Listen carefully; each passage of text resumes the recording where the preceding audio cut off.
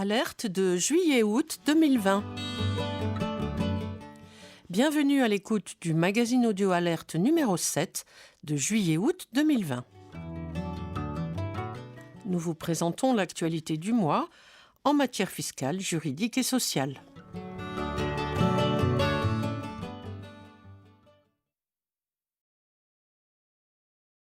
Passons d'abord en revue l'actualité fiscale.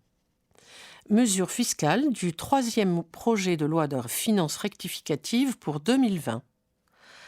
Dans ce texte, qui est examiné par les députés depuis le 29 juin, donc à l'heure où nous enregistrons, au moins 3 mesures sont à signaler, à savoir le remboursement anticipé des créances de report en arrière des déficits non encore utilisés, ainsi que de celles qui viendraient à être constatées au titre des exercices clos au plus tard, le 31 décembre 2020, le dégrèvement exceptionnel de la cotisation foncière des entreprises au titre de 2020 au profit de petites et moyennes entreprises des secteurs relevant du tourisme, de l'hôtellerie, de la restauration, du sport, de la culture, du transport aérien et de l'événementiel, particulièrement affectés par la crise sanitaire. Et le déblocage exceptionnel de l'épargne retraite des travailleurs non salariés rencontrant des difficultés économiques liées à l'épidémie du coronavirus.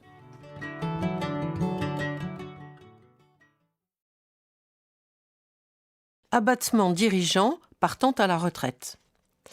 Vous savez que les gains nets réalisés par le dirigeant d'une PME soumise à l'impôt sur les sociétés qui cède les titres de sa société entre le 1er janvier 2018 et le 31 décembre 2022 à l'occasion de son départ en retraite, sont, sous certaines conditions, réduits d'un abattement fixe de 500 000 €, quelles que soient les modalités de leur imposition, prélèvement forfaitaire unique ou option globale pour l'imposition au barème progressif.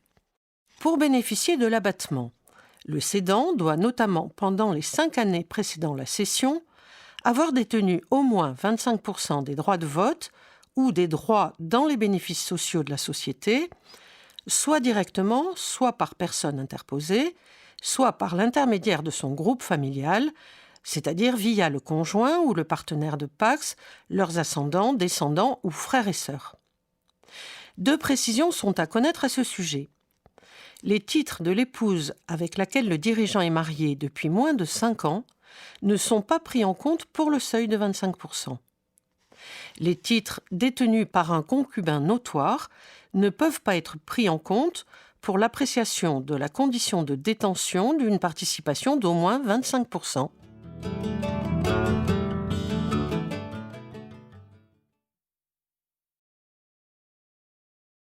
BIC, provision déduite à tort devenue sans objet. L'erreur résultant de la déduction lors d'un exercice prescrit d'une provision non déductible doit être rectifiée au titre du premier exercice non prescrit et non de l'exercice au cours duquel la provision a perdu son objet.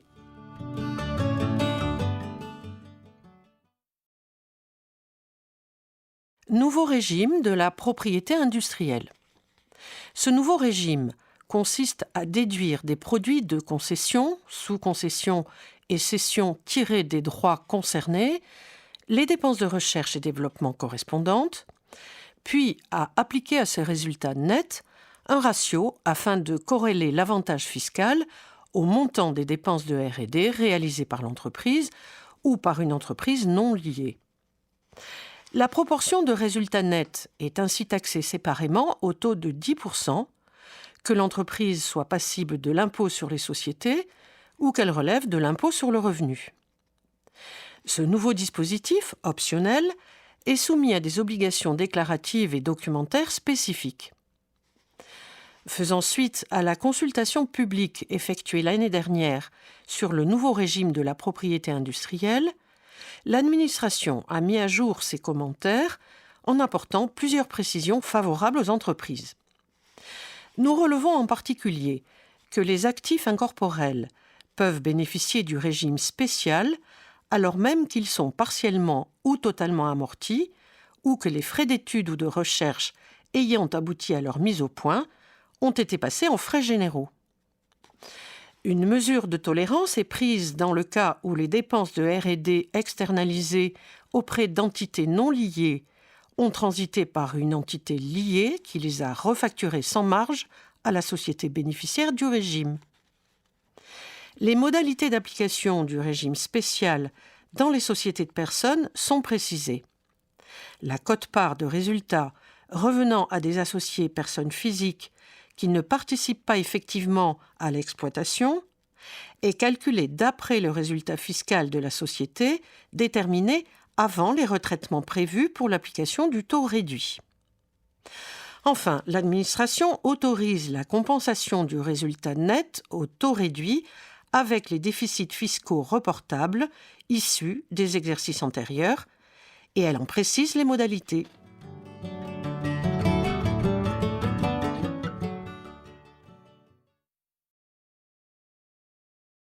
IS, plafonnement des charges financières nettes. L'administration vient de publier ses commentaires définitifs sur le mécanisme de plafonnement de la déductibilité des charges financières nettes applicables aux exercices ouverts depuis le 1er janvier 2019. Elle apporte des clarifications bienvenues. En application de ce dispositif, rappelons-le, les charges financières nettes des entreprises soumises à l'impôt sur les sociétés ne sont déductibles que dans une certaine limite déterminée en fonction de leurs résultats avant impôt, intérêts, dépréciation et amortissement, l'EBITDA fiscal, de leur appartenance ou non à un groupe consolidé et de leur situation de sous-capitalisation. S'agissant du périmètre des charges financières nettes, l'absence de prise en compte en tant que produit financier chez la société mère des intérêts non déductibles chez la filiale ne s'applique que si la société mère a effectivement opté pour le régime mère-fille. Les dispositifs de suramortissement ne donnent lieu à aucun retraitement sur le résultat fiscal servant de base à l'EBITDA fiscal. Il en est de même des subventions d'équipement. En revanche, doivent être retraités les amortissements correspondant aux frais d'établissement qui font l'objet d'une déduction échelonnée. L'administration offre la possibilité aux entreprises de décider de procéder volontairement à l'affectation précise de l'ensemble des écarts d'acquisition ou goodwill partiellement affectables à l'entreprise, en utilisant notamment des données extra-comptables. Les entreprises répondant à la définition de l'entreprise autonome ne peuvent pas renoncer à l'application de la déduction supplémentaire de 75%. Pour la détermination du ratio d'endettement global du groupe consolidé et de l'entreprise, ne doivent pas être retenus au titre des dettes les produits constatés d'avance, les impôts différés passifs et les provisions.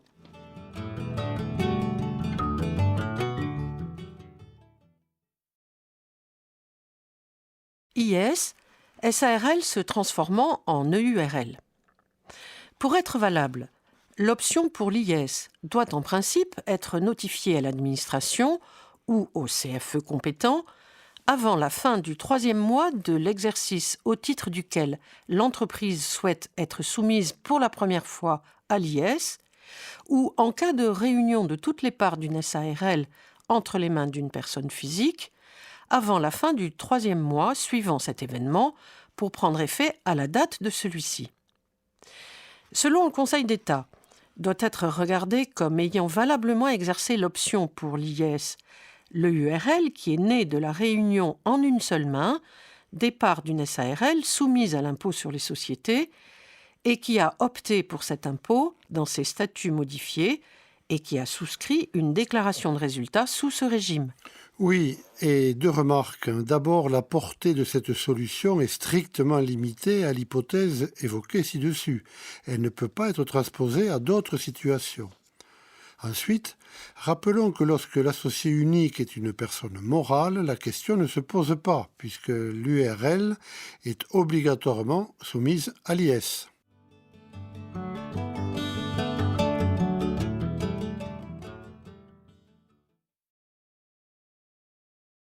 Marchand de biens. Vous savez que les deux critères de la qualité de marchand de biens classiquement retenus par la jurisprudence sont l'intention spéculative lors de l'acquisition du bien et le caractère habituel des opérations. Cela dit, dans une récente décision de principe, le Conseil d'État a jugé que l'absence d'opération de revente au cours d'une année n'est pas de nature à elle seule à écarter l'assujettissement à l'IS d'une SCI qui s'est livrée les années précédentes à une activité de marchand de biens. Commet donc une erreur de droit la Cour administrative d'appel qui, pour décharger une SCI des cotisations d'IS auxquelles elle a été assujettie, se fonde sur la seule circonstance qu'au cours de l'année litigieuse, la société n'a réalisé aucune opération de revente et s'est exclusivement livrée à des opérations de location de biens.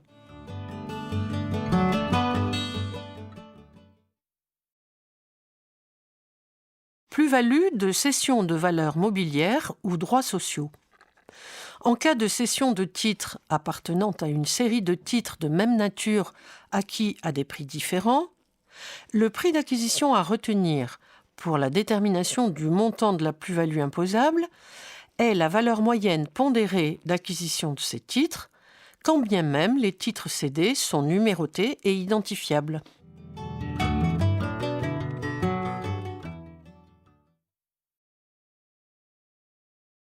Droit d'enregistrement, fusion sans échange de titres. Les actes de fusion et scission entre sociétés sœurs détenues en totalité par la même société mère peuvent être enregistrés gratuitement, même s'il n'est procédé à aucun échange de titres. Notez qu'après l'extension opérée par la loi de finances pour 2020 de l'application du régime de faveur en matière d'IS aux opérations sans échange de titres, cette modification attendue des dispositions du CGI permet d'assurer pleinement la neutralité fiscale des opérations concernées.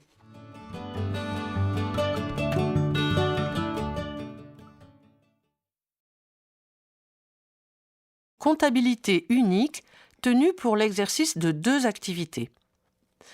Un contribuable exerce à la fois une activité non commerciale déclarée et une activité commerciale non déclarée. Il tient une comptabilité de caisse confondant les mouvements correspondant à l'une et l'autre de ses activités, sans enregistrer, comme il en a l'obligation pour son activité commerciale, les créances acquises et les dettes certaines. Dès lors que le rapprochement des factures d'achat et de vente met en lumière l'existence de recettes occultées, l'administration est fondée à écarter comme non sincère et non probant l'ensemble de la comptabilité présentée, alors même que celle-ci aurait été régulière en la forme pour l'activité imposable dans la catégorie des bénéfices non commerciaux.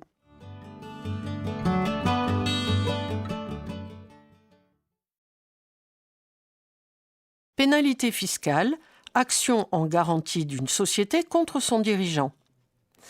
Un dirigeant social peut être condamné à acquitter des dettes fiscales de la société sur le fondement de l'action sociale, dès lors qu'il est à l'origine des irrégularités constatées par l'administration fiscale dans la comptabilité tenue pendant sa gestion, qui ont conduit cette administration à opérer un redressement dont la société a dû assumer la charge. Notez que la société qui recherche la responsabilité d'un dirigeant pour être garantie des pénalités qu'elle a dû acquitter à la suite du redressement fiscal doit agir dans les 3 ans du redressement. Le point de départ de la prescription de l'action en garantie se situe au jour où la société a elle-même été assignée ou a été condamnée.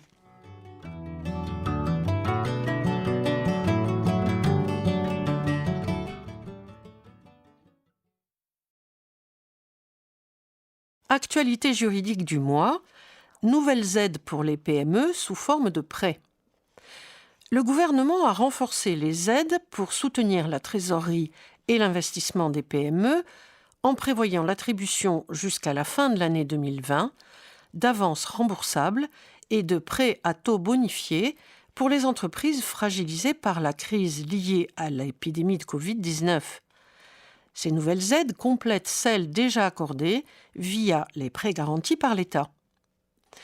Sont éligibles au dispositif les petites et moyennes entreprises qui répondent aux critères cumulatifs suivants. Ne pas avoir obtenu un prêt avec la garantie précitée de l'État suffisant pour financer leur exploitation, le cas échéant après l'intervention du médiateur du crédit, justifier de perspectives réelles de redressement de l'exploitation, ne pas faire l'objet d'une procédure de sauvegarde, de redressement, à moins qu'un plan de sauvegarde ou de redressement ait été arrêté, ou de liquidation judiciaire.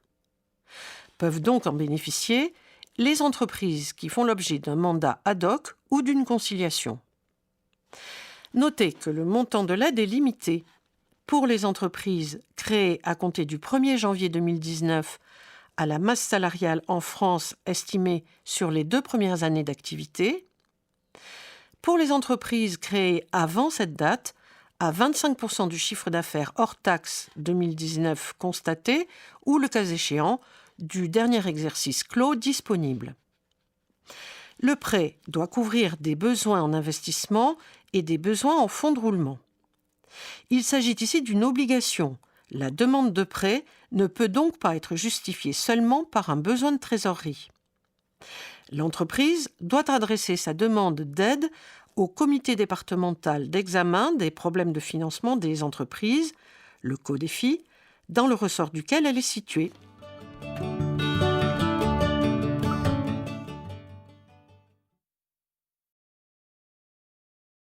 Réglementation sur les bénéficiaires effectifs de sociétés. Toutes les sociétés non cotées, dont les sociétés civiles, doivent obtenir et conserver des informations exactes et actualisées sur leurs bénéficiaires effectifs, lesquels doivent être déclarés au registre du commerce et des sociétés.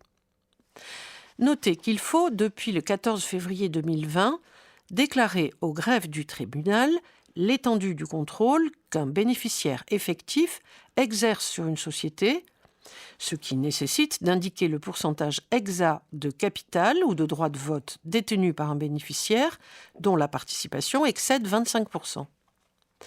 La société ou l'entité doit déclarer dans les 30 jours tout fait ou acte substantiel rendant nécessaire la rectification ou le complément des informations précédemment fournies au greffe. Rappelons que ne pas déclarer au greffe les bénéficiaires effectifs expose le contrevenant à des sanctions pénales, 6 mois d'emprisonnement et 7 500 € d'amende et 37 500 € pour une personne morale. Par ailleurs, signalons que l'accès aux informations relatives aux bénéficiaires effectifs est gratuit, quelles que soient les modalités de consultation ou de communication de ces informations.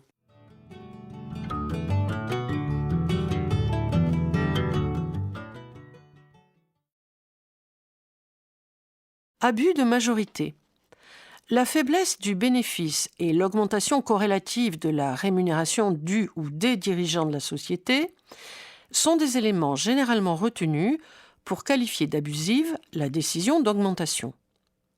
Ainsi a été récemment jugée abusive la décision d'une assemblée d'associés d'une SARL d'augmenter fortement la rémunération des cogérants dès lors que cette décision s'est accompagnée d'une réduction du résultat comptable à un niveau quasi nul et à une suppression des dividendes. Il n'en pourrait aller autrement que si la baisse du bénéfice s'était accompagnée d'une politique d'investissement visant à créer des relais de croissance pour la société.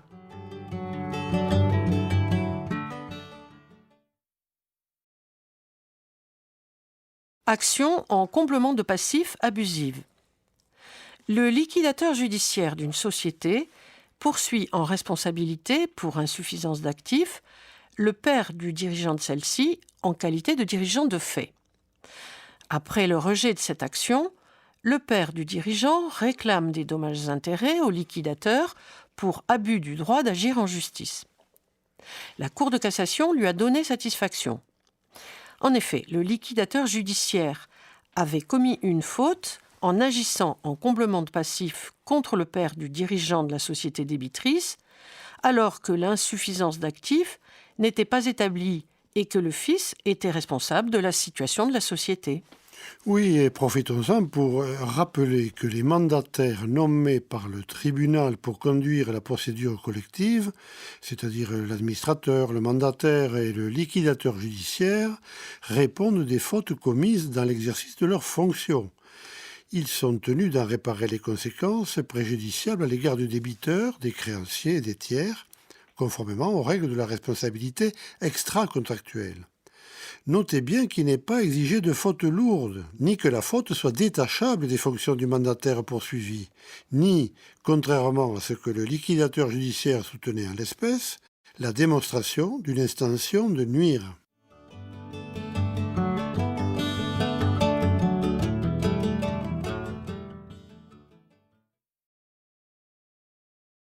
Rupture brutale d'une relation établie. Seule la partie qui entretient directement une relation commerciale établie avec l'autre partie peut, sur le fondement du Code de commerce, rechercher la responsabilité de cette dernière dans le cas où elle aurait brutalement et sans préavis écrit rompu cette relation, même partiellement. Notez que les tiers ne peuvent demander l'indemnisation du préjudice personnel que leur cause une telle rupture que sur le fondement du droit commun de la responsabilité civile extra-contractuelle. Ils doivent alors prouver une faute résultant de la brutalité de la rupture, justifiée d'un préjudice distinct de celui de la victime directe et caractériser un lien de causalité directe entre ce préjudice et le fait générateur de responsabilité.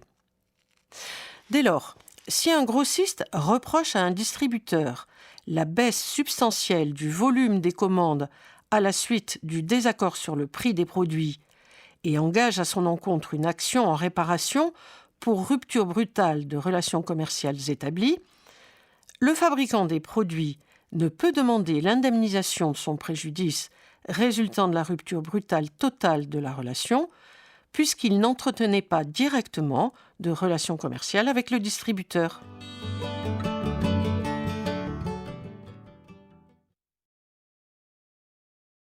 Garantie de passif présentée hors délai. Un délai ne peut pas courir ou expirer à l'encontre d'une partie qui est privée du droit d'agir. Du coup, le bénéficiaire d'une garantie de passif, tenu de la mettre en œuvre en présentant une demande de remboursement de facture au plus tard le 31 décembre 2014, a été admis à la présenter après cette date, puisque ces comptes ne pouvaient pas être produits par l'expert comptable de la société avant le 31 décembre 2014.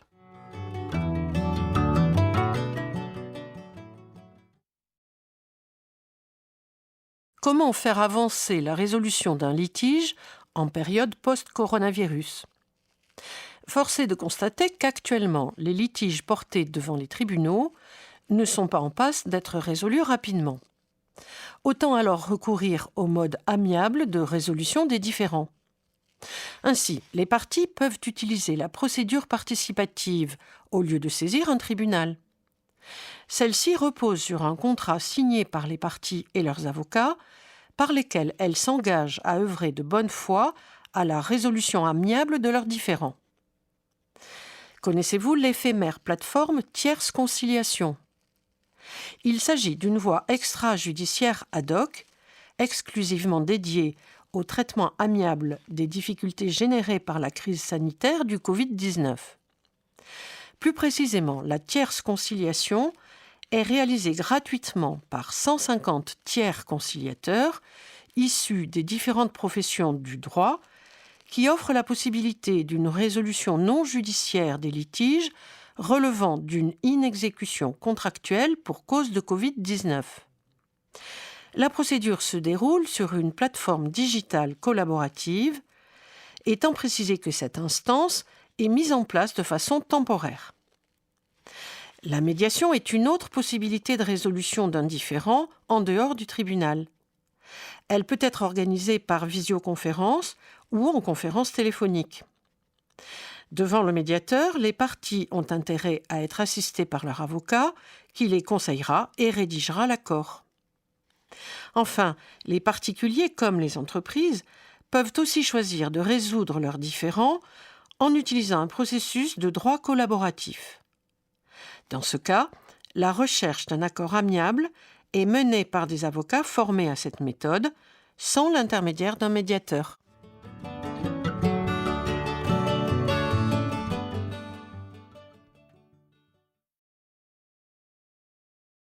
Voici l'actualité sociale du mois. Loi relative à diverses dispositions liées à la crise sanitaire. Voici les principales mesures de cette loi particulièrement riche. Activité partielle. Les entreprises confrontées à des difficultés économiques durables, mais dont la pérennité n'est pas pour autant compromise, vont pouvoir bénéficier d'un dispositif spécifique d'activité partielle dénommé activité réduite pour le maintien en emploi, l'ARME. Des accords collectifs pourront mettre en place ce dispositif à compter du 1er juillet 2020. De nouvelles ordonnances sont prévues pour adapter l'activité partielle aux différents secteurs d'activité et aux catégories de salariés. À suivre. Un accord collectif peut prévoir la monétisation ou le don de jours de repos ou de congés dans le but de compenser une perte de rémunération liée à l'activité partielle. Les salariés volontaires pourront demander la monétisation de 5 jours maximum de repos conventionnel et ou de congés annuels, acquis et non pris, qu'ils aient ou non été affectés à un compte épargne-temps. L'activité partielle va être exceptionnellement prise en compte pour les droits à la retraite de base et complémentaires. Jusqu'au 31 décembre 2020, les salariés en activité partielle continuent de bénéficier pour eux-mêmes et leurs ayants droit des garanties de prévoyance collective mises en place dans leur entreprise, quelles que soient les stipulations des conventions et contrats.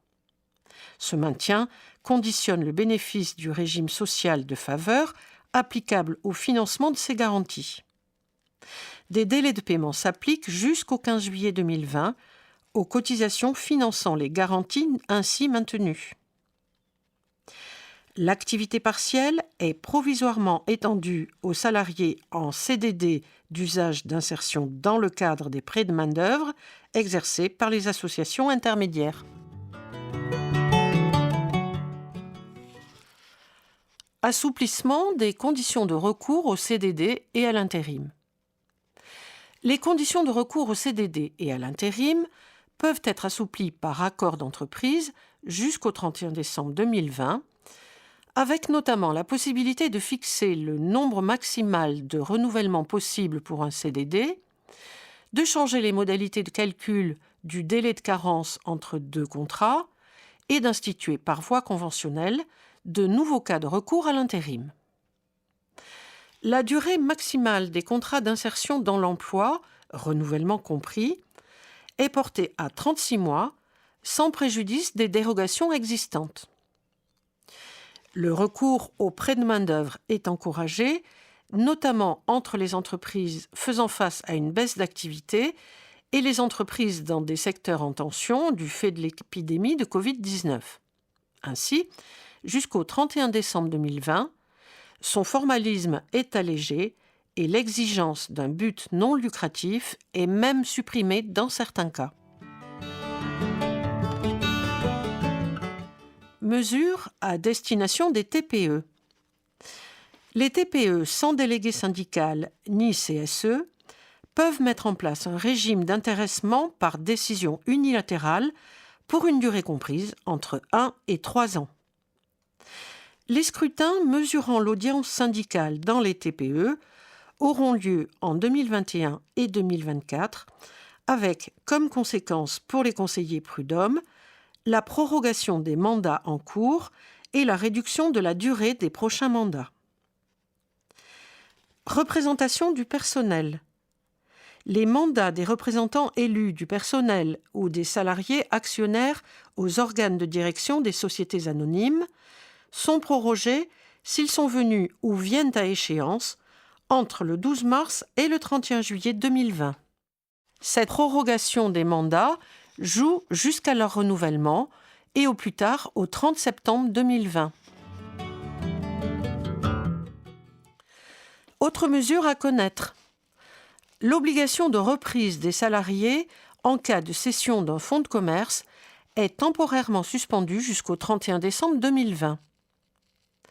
La durée de validité de certains titres de séjour est prolongée et une autorisation provisoire de séjour est instaurée pour les étrangers saisonniers et les étudiants. Les caisses complémentaires des indépendants pourront mobiliser leurs réserves pour aider leurs adhérents.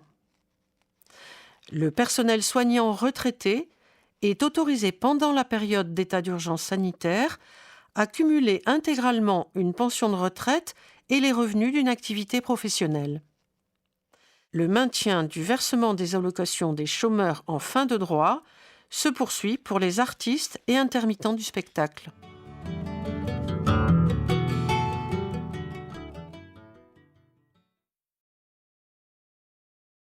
Mesures sociales du troisième projet de loi de finances rectificative pour 2020.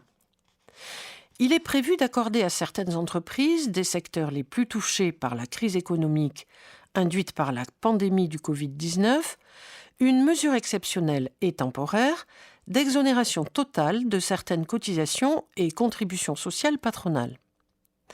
Un décret devra ensuite préciser les conditions de mise en œuvre de ce dispositif et notamment fixer plus précisément la liste des secteurs d'activité concernés. Deux grandes catégories d'employeurs pourront bénéficier du dispositif exceptionnel d'exonération de cotisations au titre des rémunérations versées à leurs salariés. Les entreprises de moins de 250 salariés, les PME des secteurs d'activité les plus impactés, les entreprises de moins de 10 salariés, les TPE, toutes petites entreprises, à certaines conditions. Les employeurs éligibles à la mesure d'exonération exceptionnelle bénéficieront également d'une aide au paiement de leurs cotisations et contributions sociales. Le montant de cette aide sera égal à 20% des revenus d'activité pris en compte pour le calcul des cotisations de sécurité sociale.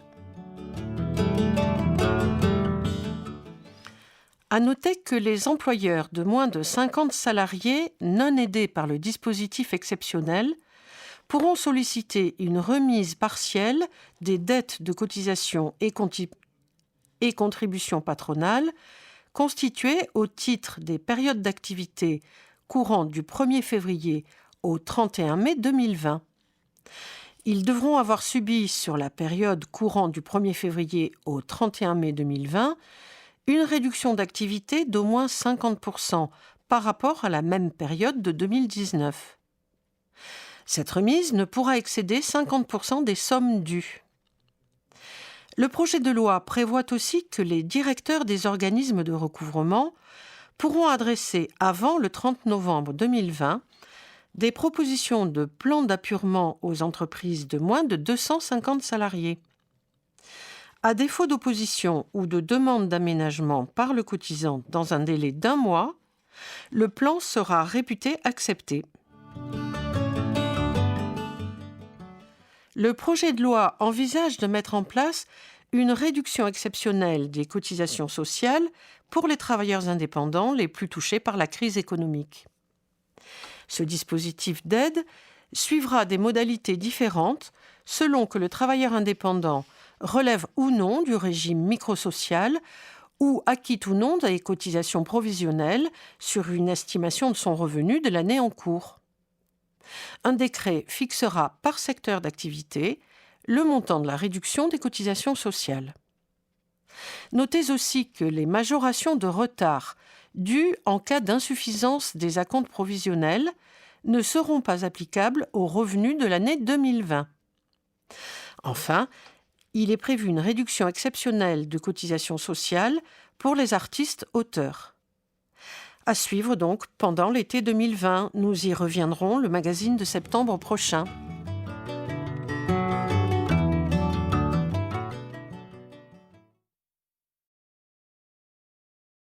Forfait mobilité durable.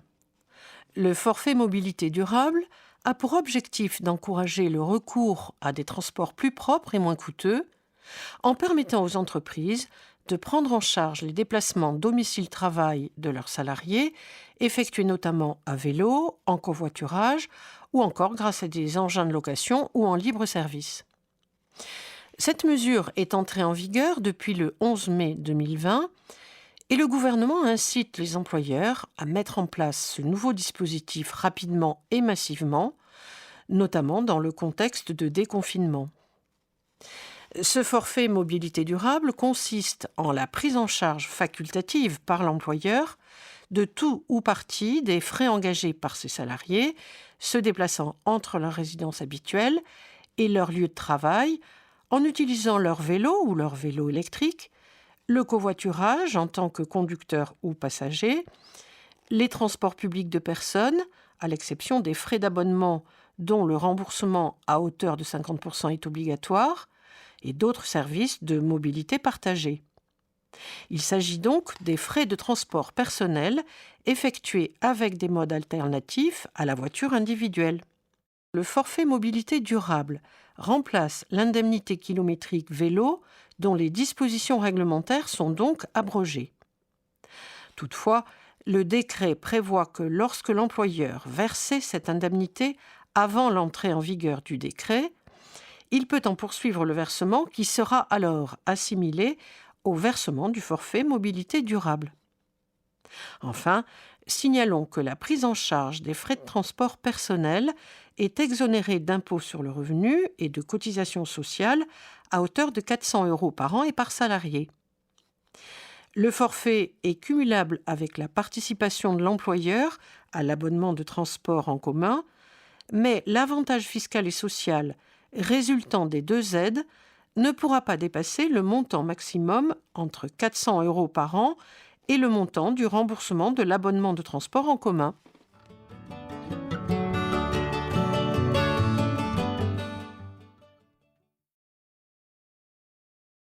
Plafond journalier des titres restaurants. Afin de répondre aux difficultés économiques rencontrées par les restaurants, hôtels et débits de boissons face aux mesures prises pour limiter l'épidémie de Covid-19, le plafond journalier d'utilisation des titres restaurants est doublé, passant de 19 à 38 €. Par ailleurs, ces titres deviennent utilisables les dimanches et jours fériés. Ces conditions d'utilisation sont applicables jusqu'au 31 décembre 2020.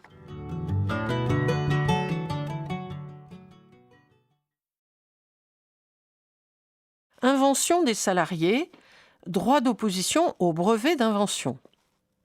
Plusieurs textes récents, ordonnances et arrêtés, ont mis en œuvre un droit d'opposition au brevet d'invention délivré par l'Institut national de la propriété industrielle depuis le 1er avril 2020. Cette nouvelle procédure vise à permettre aux tiers de demander par voie administrative la révocation ou la modification d'un brevet dans les 9 mois de sa publication. Elle constitue donc une nouvelle voie possible de contestation des brevets, ce qui n'était possible jusque-là que par une action judiciaire.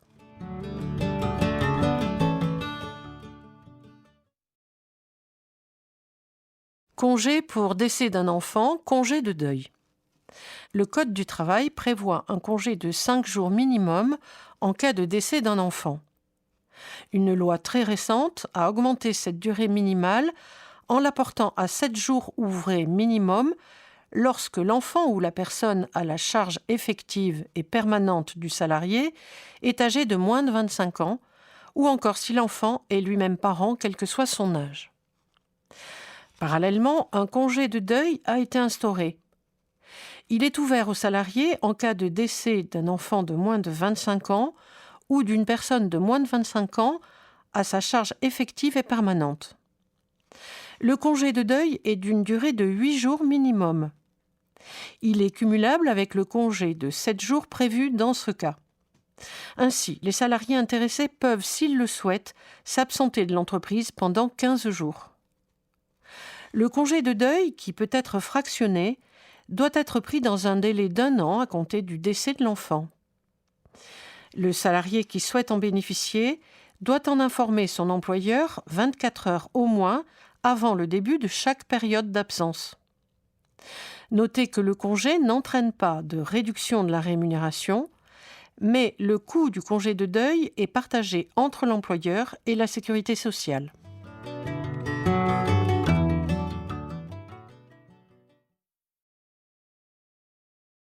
Entretien préalable au licenciement par visioconférence.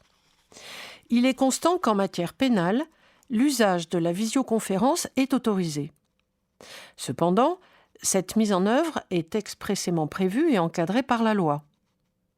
En revanche, le Code du travail ne comprend aucune disposition permettant de déroger au principe d'une rencontre physique dans le cadre d'un entretien préalable au licenciement.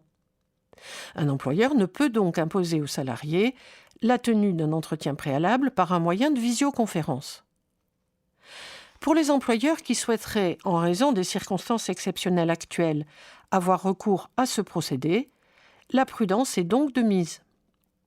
À tout le moins, il serait préférable de recueillir tout d'abord l'accord express du salarié concernant le recours à la visioconférence et de prévoir l'utilisation d'un dispositif permettant d'identifier avec certitude les personnes participant à l'entretien.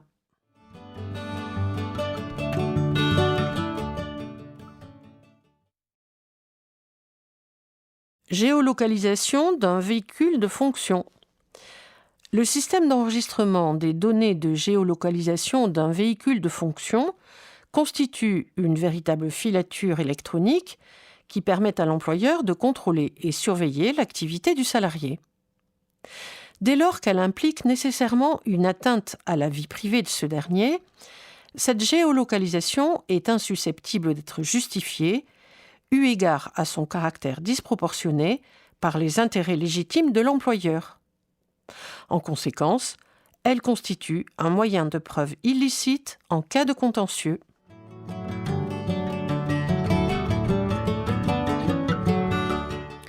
Au terme de ce magazine, nous vous remercions de votre attention, nous vous souhaitons un bon été et nous vous donnons rendez-vous en septembre prochain. À bientôt.